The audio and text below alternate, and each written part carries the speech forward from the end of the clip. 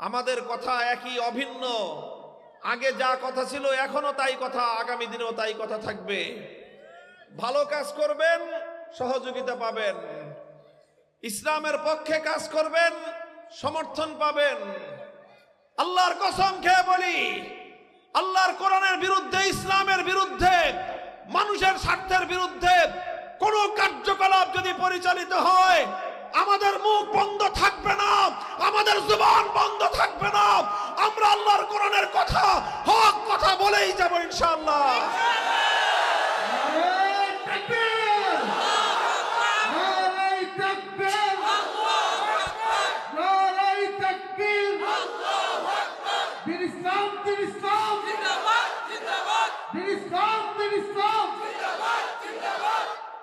রাসূল আকরাম সাল্লাল্লাহু আলাইহি ওয়াসাল্লাম হাদিসে পাকের মধ্যে ইরশাদ করেছেন, আল উলামা ওয়ারাসাতুল আম্বিয়া,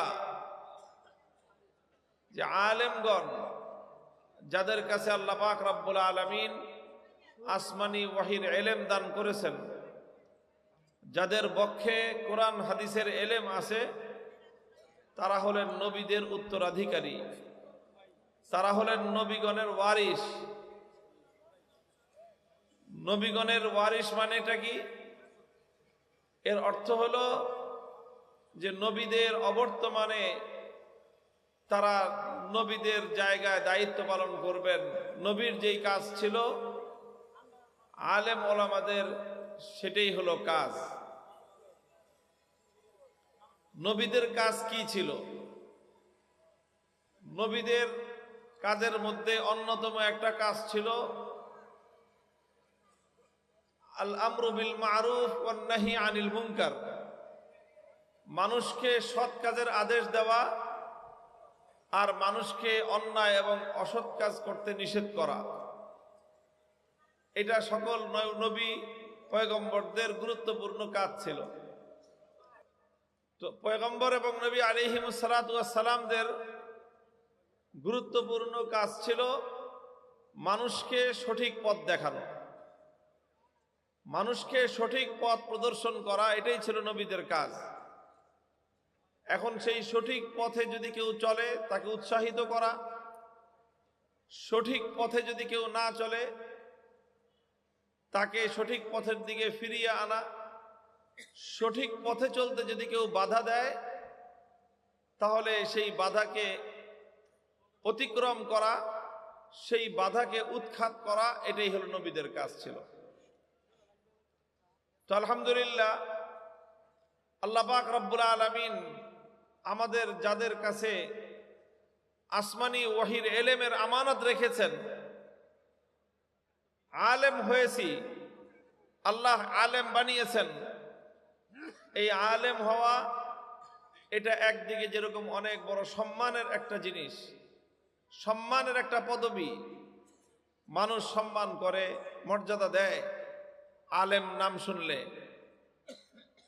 কিন্তু এটা শুধু সম্মানের পরিচয় না। আলেম হওয়া যতটা বড় সম্মানের পরিচয়, তার চেয়ে বড় হলো আলেম হওয়া মানে এটা অনেক বড় একটা দায়িত্ব আর জিম্মাদারি। যখন কোনো মানুষ কোনো দায়িত্বের উপর সম্মান পায়, তখন দায়িত্বের সাথে সম্মানের সম্পর্কটা এরকম হয় যে দায়িত্ব পালন করলে সম্মান বাড়ে, দায়িত্ব পালন না করলে সম্মান কমে। শুধু কমে তাই নয়, বরং পানিশমেন্ট খাইতে হয়। এটা স্বাভাবিক কথা। যেরকম দেখেন, সরকারি কর্মকর্তারা আছে, সরকারি বিভিন্ন সেক্টরে দায়িত্ব পালনকারী যারা, ধরে নেন পুলিশের কথাই, পুলিশের চাকরি যারা করে, বড় বড় অফিসার, আইজিপি, পুলিশের প্রধান, এটা অনেক বড় সম্মান না? কি বলেন? বিশাল সম্মানিত পদ। পুলিশের আইজিপি হওয়ার জন্য যারা পুলিশে চাকরি করে, তাদের সারা জীবনের স্বপ্ন থাকে যে আমি একদিন আইজিপি হব। অনেক বড় সম্মান, অনেক বড় মর্যাদা, ফ্যাসিলিটিও আছে, অনেক কিছু পাওয়া যায়, বড় বেতন পাওয়া যায়, বাড়ি পাওয়া যায়, গাড়ি পাওয়া যায়, সম্মানও আছে, সুবিধাও আছে। কিন্তু এই সম্মান আর সুবিধাটা কিসের উপর? দায়িত্বের উপর। তুমি যদি আইজিপি হিসেবে দায়িত্ব পালন করো, সম্মান পাবা, সুবিধাও পাবা। কিন্তু যদি আইজিপি হয়ে কেউ দায়িত্ব পালনে গাফলতি করে, ভুল করে, তাহলে আজ না হোক কাল, একদিন না একদিন এটার জন্য তাকে পানিশমেন্টেরও সম্মুখীন হওয়া লাগে। কথা ঠিক কিনা? এটা পরিষ্কার কথা। বাংলাদেশে এখন জেলখানায় যারা আছে, এদের মধ্যে এরকম পুলিশের আইজিপিও আছে, জানেন আপনারা? এমন লোক আছে সারা বাংলাদেশের পুলিশ চালাইতো, যে যার এক কথায় সারা দেশের পুলিশ উঠতো আর বসতো। এখন সেই লোকরে হ্যান্ডকাপ পরায়ে দড়ি দিয়ে বাইন্দা জেলখানায় নিয়ে গেছে, আছে না নাই? এরপরে সে কোন রকম রাজ সাক্ষী হয়ে গলার থেকে কোন রকম দড়িটা সরাইছে, জানেন আপনারা? বাংলাদেশে একজন পুলিশের আইজিপি আছে, উনি রাজ সাক্ষী হয়েছেন। রাজ সাক্ষী বুঝেন আপনারা? রাজ সাক্ষীর অর্থ হলো 5 জনে মিলে অপরাধ করেছে, 5 জনে মিলে অপরাধ করেছে। এখন এই অপরাধের কোনো সাক্ষী নাই, ছোটখাটো সাক্ষী আছে। তখন রাষ্ট্রের পক্ষ থেকে অফার করা হয় এই 5 জনকে, যে তোদের মধ্য থেকে কেউ একা যদি সাক্ষী দিতে পারস এই অপকর্মের, অপরাধের, তো যা, তাহলে তোরে মাফ করে দেবো, আর তোর সাক্ষীর উপর ভিত্তি করে বাকি অপরাধীদের শাস্তি হবে। এই সুযোগটাকে বলা হয় কি? রাজ সাক্ষী। তো বাংলাদেশে একজন পুলিশের আইজিপি, তিনি রাজ সাক্ষী হয়েছেন। রাজ সাক্ষী হয়ে অপরাধের তার আর যারা পার্টনার ছিল, প্রধানমন্ত্রী থেকে নিয়ে শুরু করে স্বরাষ্ট্রমন্ত্রী, প্রধানমন্ত্রী, আরো যে সমস্ত পার্টনার তার ছিল, অর্থাৎ আকামটা যেই কয়জনে মিলে করছে, বাংলাদেশের মানুষকে খুন করছে, সেই খুনের অপরাধের সাক্ষী দিছে আইজিপি, যে প্রধানমন্ত্রী আর স্বরাষ্ট্রমন্ত্রী এইভাবে এইভাবে বইলা বইলা মানুষগুলিকে মারাইছে। সে নিজে বলছে এই কথা আদালতের সামনে। এখন সেই আইজিপির সাক্ষীর উপর নির্ভর করে সেই প্রধানমন্ত্রী আর স্বরাষ্ট্রমন্ত্রীর ফাঁসির অর্ডার হয়ে গেছে কোর্ট থেকে। আইজিপি যদি নিজে রাজসাক্ষী না হইতেন, তাহলে ওই অপরাধের দায়ে তারও ফাঁসির অর্ডার হইতো, কিন্তু তার ফাঁসির অর্ডার হয়নি, তার 4 বছরের সাজা হয়েছে। তো এত বড় অপরাধ করে 4 বছরের সাজা হলো কেন? কারণ সে রাজসাক্ষী হয়েছে এই জন্য। তো যেই লোকটা পুলিশের সবচেয়ে বড় অফিসার ছিলেন, যে লোকটা পুলিশের আইজিপি ছিলেন, এখন সে অপরাধী হিসেবে কারাগারে বন্দী, রাজসাক্ষী হয়ে কোন রকম গলার থেকে ফাঁসির দড়িটা সরাইতে পারছে, কিন্তু এখনো জেলখানা থেকে মুক্তি পায় নাই। কথা ঠিক? আমি কি বুঝাইতেছি? যে পুলিশের আইজিপি হওয়া অনেক বড় সম্মান এবং অনেক বড় মর্যাদার পরিচয়, অনেক সুযোগ সুবিধার পরিচয়। কিন্তু এই সম্মান আর মর্যাদা কতদিন? যতদিন সঠিকভাবে দায়িত্ব পালন করবে ততদিন। এই সুযোগ সুবিধা কতদিন? যতদিন সঠিকভাবে দায়িত্ব পালন করবে ততদিন। আর যদি দায়িত্ব পালন না করে, তাহলে তার সম্মানও নাই, তার মর্যাদাও নাই, তার সুযোগ সুবিধাও নাই। তাহলে ওই দায়িত্বের কারণেই একটা মানুষকে আবার পানিশমেন্টের সম্মুখীন হতে হয়। মানুষ যেন তোমাকে বড় বক্তা বলে, মানুষ যেন তোমার সুনাম গায়, মানুষের মধ্যে যেন তোমার সুপরিচিতি হয়, এই জন্য তুমি এলেমের কথা মানুষকে শিখাইতা। সুতরাং আল্লাহ বলবেন যে তুমি যেটা চাইছো দুনিয়াতে তুমি সেটা তো পেয়ে গেছো, কারণ মানুষ তোমাকে অনেক বড় আলেম বলতো, মানুষ তোমাকে সম্মান করত, মানুষ তোমাকে হাদিয়া তোহফা দিত। কাজেই তোমার যেটা চাওয়া ছিল সেই চাওয়া তো তুমি পেয়ে গেছো দুনিয়াতে, তো আজকে আমার কাছে তুমি আর কি চাও? সুতরাং আজকে আমার কাছে তোমার কোনো বিনিময় নাই।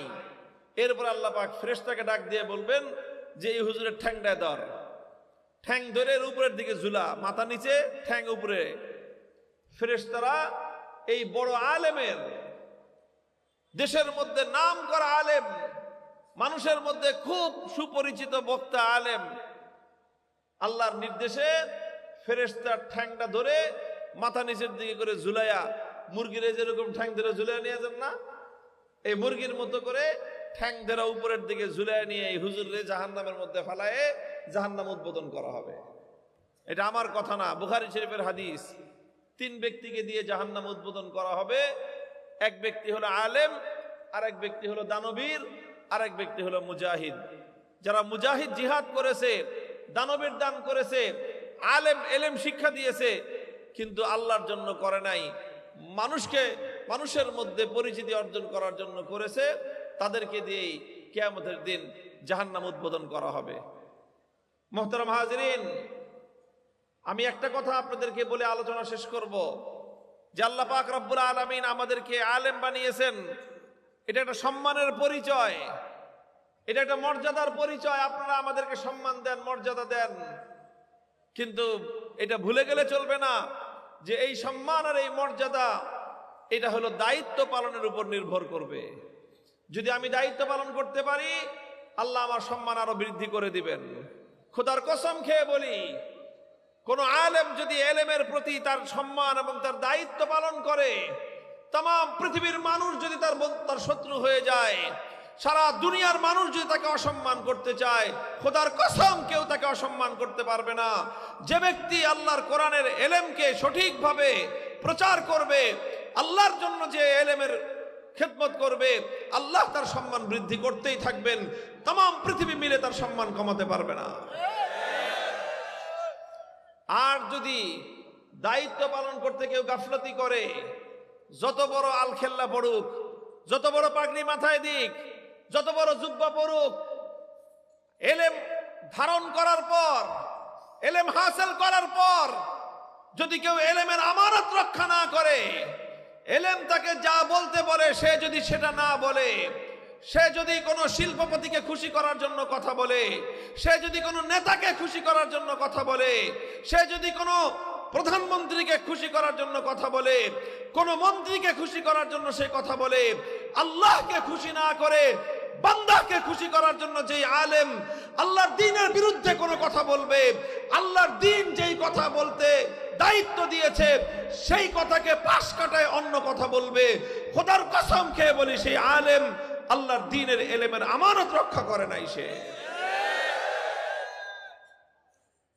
মুহতারাম হাজিরিন, আমি আপনাদের কাছে দোয়া চাই।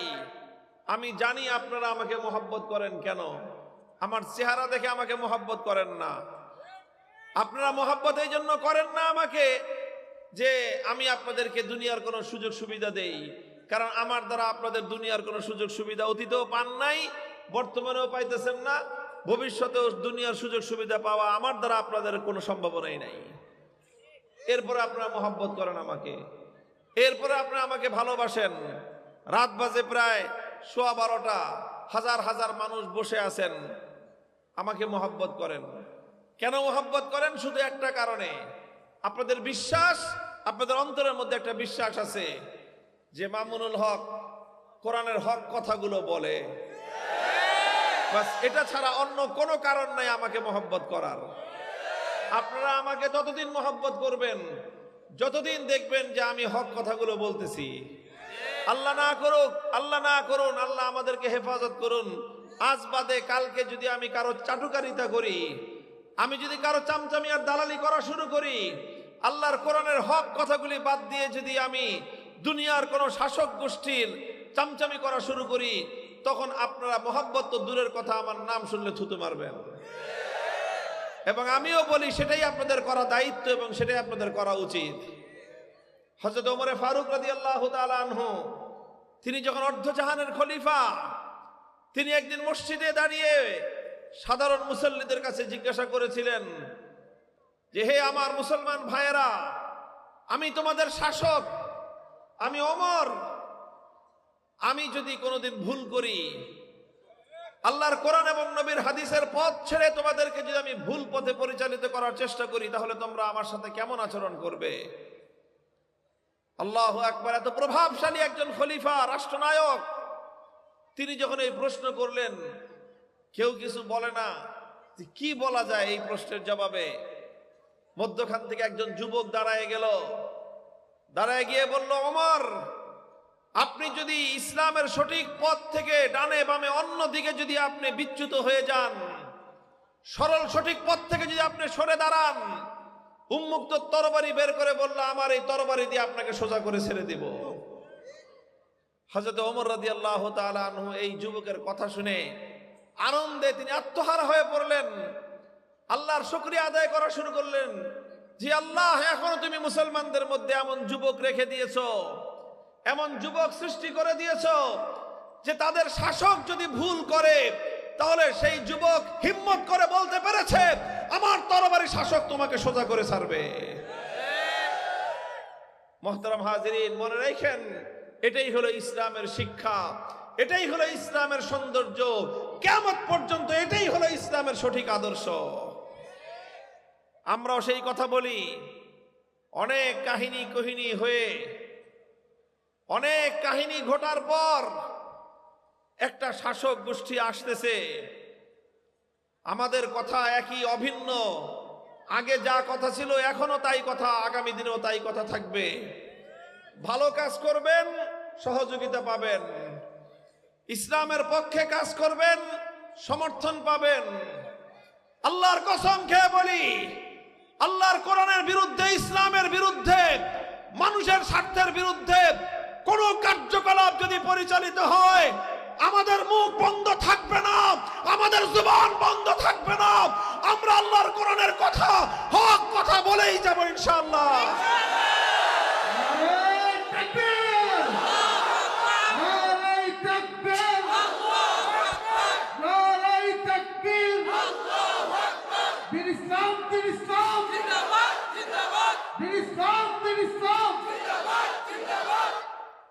মুহতারাম হাজিরিন, এই জন্য আপনারা যারা আমাদেরকে লক্ষ্য করেন, আলেম হওয়াটা সহজ বিষয় না। আলেম হওয়াটা সহজ বিষয় না। আলেম হইলে শুধু সম্মান পাওয়া যায়, বিষয়টা এটাই নয়। সম্মান যেরকম পাওয়া যায়, দায়িত্ব পালন করতে হয়। দায়িত্ব পালন যদি না করে, তাহলে এর জন্য দুনিয়াতে না হইলেও আখিরাতে আল্লাহর কাছে কাঠগড়ায় দাঁড়ায় জবাব দিতে হবে, পাই পাই হিসাব দিতে হবে। আল্লামা শামসুল হক ফরিদপুরি রহমতুল্লাহ আলাই, আমাদের দাদা ওস্তাদ শামসুল হক ফরিদপুরি, পাকিস্তান আমলে যখন general Ayub Khan field marshal, তিনি আল্লাহর কোরআনের বিরুদ্ধে একটা আইন পাশ করলেন। আইন পাশ করলে হযরত শামসুল হক ফরিদপুরি সদর সাহেব হুজুর সেই আইনের বিরুদ্ধে প্রোটেস্ট করলেন। দেশের সাধারণ মানুষদেরকে নিয়ে তিনি তারা প্রতিবাদ করলেন। প্রতিবাদ করার পরে আইয়ুব খানের শাসকের পক্ষ থেকে গভর্নর যিনি ছিলেন পূর্ব পাকিস্তানে, তিনি শামসুল হক ফরিদপুরি রহমতুল্লাহ আলাইহির সাথে মিটিং করলেন। মিটিং করে হুজুরকে বললেন যে, দেখেন হুজুর, আমরা তো বুঝেন তো, আমরা তো সরকারি চাকরি করি, কাজেই সরকারের অর্ডার আমরা তো বাস্তবায়ন করতে বাধ্য। সরকার মার্শাল ল জারি করেছে এবং আইন পাশ করেছে। এখন আপনারা যদি এই আইনের বিরুদ্ধে প্রতিবাদ করেন, তো মার্শাল ল ভঙ্গ হলে আপনার বিরুদ্ধে তো আমরা অ্যাকশনে যেতে বাধ্য হব। এই কথা বলছে, এই জাতীয় কথা। তো যখনই বলছে প্রশাসনের কর্মকর্তারা যে, হুজুর বুঝেন তো, আমরা চাকরি করি, সরকারি চাকরি করি, এটা কয় না অনেক সময় আইসা পুলিশরা বলেন, সরকারি কর্মকর্তারা আইসা অনেক সময় আমাদেরকে বলে যে, হুজুর কি করব বুঝেন তো, আমরা তো সরকারি চাকরি করি, এখন সরকারের অর্ডার আমাদের তো মানতে হয়। হুজুরকে ওই কথা বলছে যে, হুজুর বুঝেন তো, আমরা তো সরকারি চাকরি করি, সরকারের অর্ডার মানতে তো আমরা বাধ্য। হুজুর তখন সঙ্গে সঙ্গে বলছে, হ্যাঁ, খুব সুন্দর কথা বলছেন, ভালো কথা বলছেন, আপনারা সরকারের চাকরি করেন, এই জন্য সরকারের আইন আপনারা মানতে বাধ্য, সরকারের কথা বাস্তবায়ন করতে আপনারা বাধ্য, এটা না করে আপনারা পারবেন না। আমাদের কথাও মনে রাখেন, আমরা এক বড় সরকারের চাকরি করি। আপনি দুনিয়ার সাধারণ একজন সরকারের চাকরি করেন, সাধারণ একটা রাষ্ট্রের সরকার, 5 বছরের সরকার, 2 বছরের সরকার, 1 বছরের সরকার, ফুটুস করে দিলে তার নিজেরই ক্ষমতা থাকে না। দুর্বল সরকারের আপনারা চাকরি করেন, তো আপনারা দুর্বল এই সরকারের চাকরি করেন, দুনিয়ার সাধারণ এক সরকারের চাকরি করেন, তাই আপনাদের মনোভাব হলো যে সরকার যা বলবে আপনারা সেটা করতে বাধ্য। তাহলে মনে রাখেন, আমরা যারা আলেম, আল্লাহ আমাদের যাদের পক্ষে কোরআন হাদিসের এলেমের আমানত রেখেছেন, আমরাও এক বড় সরকারের চাকরি করি। আমরা এমন এক সরকারের চাকরি করি যেই সরকার কোনোদিন মরবে না। আমরা এমন এক সরকারের চাকরি করি যেই সরকারের কোনোদিন ক্ষমতা যাবে না। আমরা এমন এক সরকারের চাকরি করি যেই সরকার সকল সরকারের সরকার। আমরা এমন এক সরকারের চাকরি করি যেই সরকার কাউকে চাইলে ক্ষমতায় বসান, যেই সরকার চাইলে কাউকে মুহূর্তের মধ্যে কান ধরে ক্ষমতা থেকে বাইরে বের করে দেন। আমরা সেই সরকারের চাকরি করি যেই সরকারের আইন অনুযায়ী আসমান এবং জমিনের সবকিছু পরিচালিত হয়। তো তুমি 2 পয়সার সরকারের চাকরি করো, তাই তুমি সেই সরকারের আইন মানতে বাধ্য। তাহলে আমরাও যেই বড় সরকারের চাকরি করি, আমরাও সেই সরকারের আইন মানতে বাধ্য। তুমি এই সরকারের চাকরি করো, তাই এই সরকারের কোনো আইন অমান্য হলে তুমি অ্যাকশন নিতে আসো। মনে রাখো, আমরাও যেই বড় সরকারের চাকরি করি, আমাদের সেই বড় সরকারের যে আইন আছে, তার যে বিধান আছে, তার যে দ্বীন ইসলাম আছে, সেই ইসলামের গায়ে যদি আঁচড় লাগে, আল্লাহর কোরআনের কোন আইন, কোন বিধান, কোন সম্মানের জায়গায় যদি বিন্দু পরিমাণ কোন আঁচড় লাগে, আমরা আল্লাহর আইনের মর্যাদা রক্ষা করার জন্য যা করতে হয় আমরা তাই করতে বাধ্য হই।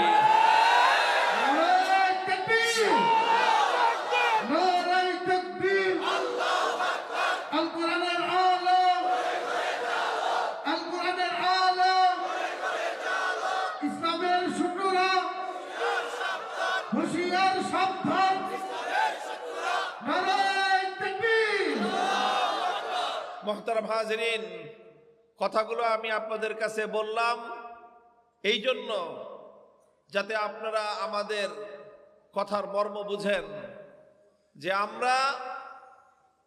আমরা শান্ত থাকি, স্বাভাবিক থাকি, ততদিন থাকি যতদিন পর্যন্ত পরিস্থিতি স্বাভাবিক থাকে।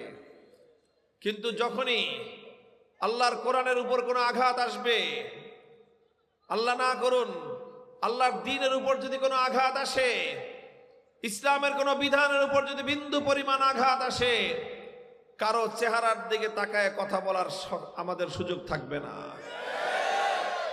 এটা অতীতেও যেরকম আমরা কারো চেহারার দিকে তাকায় কথা বলতে পারি নাই, ভবিষ্যতেও আমরা পারবো না। আমরা শুধুমাত্র আল্লাহর কোরআন এবং ইসলামের বিধানের দিকে তাকায় আমাদেরকে কথা বলতে হবে। আমি আপনাদের কাছে দোয়া চাই, সহযোগিতা চাই। আল্লাহ যেন এইভাবে আল্লাহর দ্বীনের খাদেম হিসেবে এবং দ্বীনের হক কথা বলার এই ইমানি চেতনা এবং জজবার উপর আল্লাহ যেন আমাকে আমৃত্যু কায়েম দায়েম রাখেন। ইনশাআল্লাহ আমাদের এই বাংলাদেশ এই চূড়ান্ত বাংলাদেশের চূড়ান্ত পরিচয় হলো ইসলামের বাংলাদেশ। অন্য কোনো কিছু দিয়ে হবে না। এই বাংলাদেশের চূড়ান্ত পরিণাম হবে ইসলাম ইনশাআল্লাহ। ধাপে ধাপে ইসলামের দিকে বাংলাদেশ অগ্রসর হচ্ছে। আজ না হয় কাল, কাল না হয় পরশু এই বাংলাদেশে আল্লাহর কোরআনের রাজ কায়েম হবে ইনশাআল্লাহ। প্রস্তুত থাকবেন তো? প্রস্তুত থাকেন ইনশাআল্লাহ।